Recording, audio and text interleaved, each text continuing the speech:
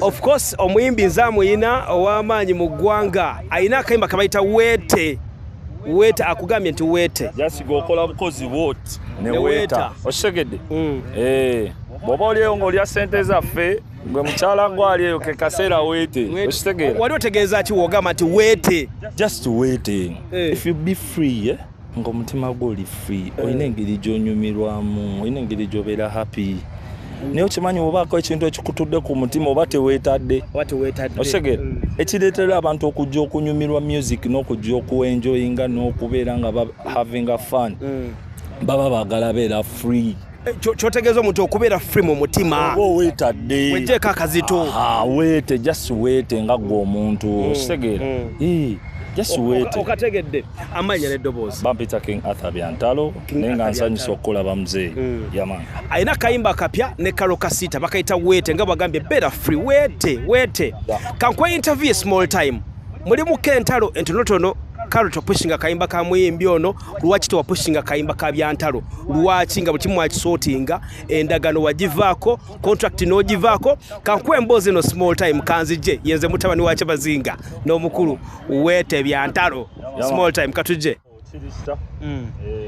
uyanjere bakula ku TV Bampita King Arthur Byantalo munansonyi wanaye zemuyimbi addako chenyezo bagamba nina kayimba bakayita weete guys banange ndi muyimbi mupya nina kayimba bakayita weete nakakoze ne Karo Kasita guys akayimba kanonyeko ndi muyimbi mupya Chichi question olinaku lwaleero ekindese badde zize kuwagira mu Uganda wange mukwano gwange chali wange ayagalize nnyo King Saha namwe mukimanyi bana tujja ku Friday tomorrow guy alilo fit mwana yampaka drop ade nino mubererawo step kulabye oguze ticket bade nino ogula ticket abantu b'enansa na Uganda kyebando oguze ticket mujja tuwagire King Saha mukaga December banange kino kankiisewo nina ekivulu nange ng'omuyimbi omupya ndi ku meeting point Uganda guys mumanyiwe Uganda atamanyi Uganda ochamira ku Jenina Uganda erinansana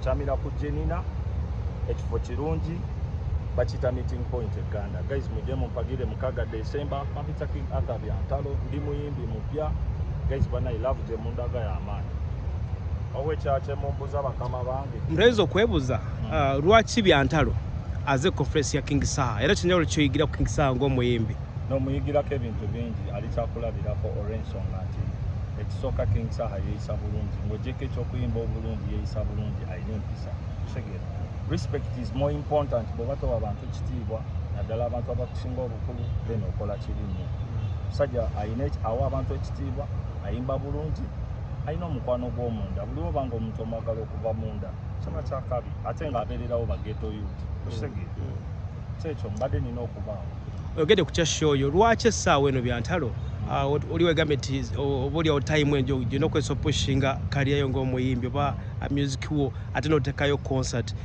ayinza okwebuuza lwaki essaawa eno akaddekeko oba no just kale lwakuba nange like mbadde nga nina ennyonta njagala yimbiramu kubampagira abanjagala ne bagamba kambatekemu ekivulu ng'omwaka guggwako nga n'akayimba bwe katambula kuba akayimba kakyali kapya kitegeera so mbadde nina obateekamu ekivulu nina abanjagala ku kyalo baŋŋamba King Arthur twagala ekivulu tukolere ekivulu buli mwaka era abamu bayomba ne bagamba kiki King lwaki okola ebintu ebyo lwaki totuwayo ekivulu nabawadde ekivulu mukaga December bambi mujje mupagire mujje mundago omukwano bayimbi ngaani abakuwerekedde abayimbi nina Fikigaza nina Mudra nina abayimbi bangi nina abayimbi bangi omulyeruba naye aŋŋambye King wendi ngenda kujja nkuwagire kuba naye alina ekivulu nga 13 so aŋŋambye tusooka wali mukaga December kaba kasobola ovaayo banaye tiketi zowe ziri zifuluma leero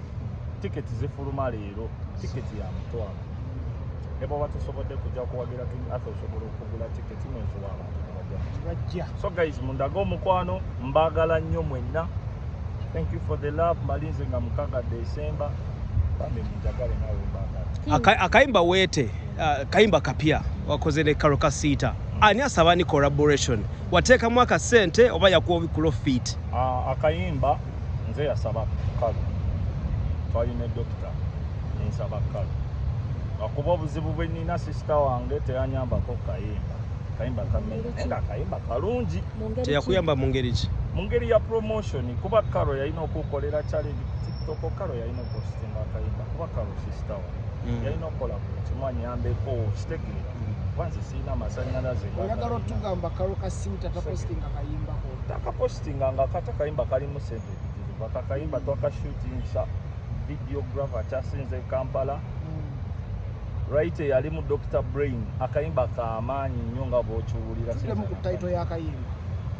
Just bakubemu akapeera Ne title. Akayimba bakayita Weete. Weete. Just gwe bw'oba weetadde buli kimu kibeera free gy'oli. Weete guys, buli ali eyo weete obeere free.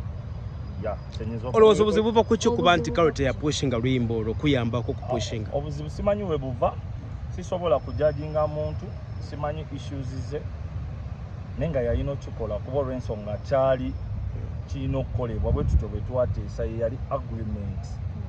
Kuba bwe mukola agreement n'omuntu n'omugamba munange mbadde nsaba nkole kolabo naawe kitegeeza oba omwagalako amasannyalaze akuyambeko osegedde wamusasula tosobola teriyo bya bwiriiri no tuli mu Uganda mwana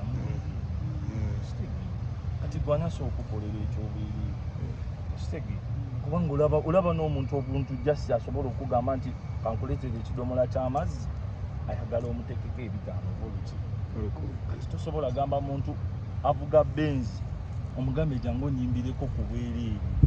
Bubaka kibo wa Karo Kasita ng'omuyimbi obutapushinga kayimbako n'abayimbi bonna abakola ekintu ekiringa ekya Karo kye yakola. Just kale nze kye ngamba kiri kimu bane mugezeeko okubanga mutegeera nti nga bw'oba oyambuse waggulu nga bw'oba oyambuse waggulu waliwo n'abaagala okwambuka kati tojjaawo ddaala kitegeera kuba nawe the same times we wayita okitegeera kuba Karo yalina okukikola olw'ensonga yansaba buli kimu mu butuufu bwakyo n'ekikola okumwambaza okumutambuza okukola biki makeup byonna nga wobimanyi yali budget yonna yes gwe yateekamu asante kali kanji. That's why kati ndi mwavu bana mujenga mukaga December mumpagire sente naziteka mu luyimba okayisizaawo sente naziteka mu luyimba muje mumpagire ndi mwavu ebyaddala ate kati njogere ki mukaga December mbalinzi okuyingira mmeka mutwalo VIP tebo ya mitwalo VIP ya mitwalo ebiri tebo ya